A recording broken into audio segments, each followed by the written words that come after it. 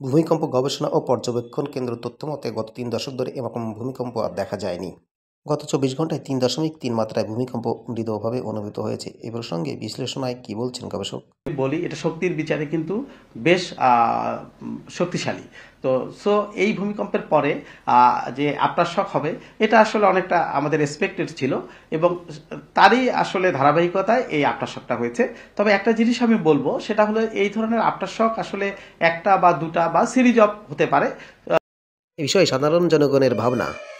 চেয়ারটা মনে হলো কেঁপে উঠলো 2 থেকে 3 সেকেন্ড মধ্যে আমরা দৌড় দিলাম। তখন এমনভাবে ভূমিকম্প আমার লাইফে আমি ফার্স্ট ফিল করতে অর্থ হলো এখানে শক্তিটা 100 বছর যাবৎ সঞ্চিত হয়ে একটা ব্যাপক অ্যাটম বোম তৈরি হয়ে আছে এখানে। গবেষণা বলছে বাংলাদেশে আরও বড় ভূমিকম্প হওয়ার সম্ভাবনা রয়েছে।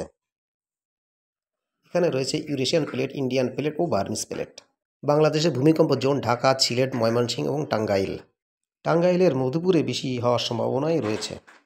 মধুপুরে রয়েছে প্রাকৃতিক অপার সৌন্দর্য। কে জানে এই সৌন্দর্যের পিছনে লুকিয়ে আছে বিশাল ভূমিকম্প আকারের দৈত্য, যা দেশের জন্য বিপজ্জনক।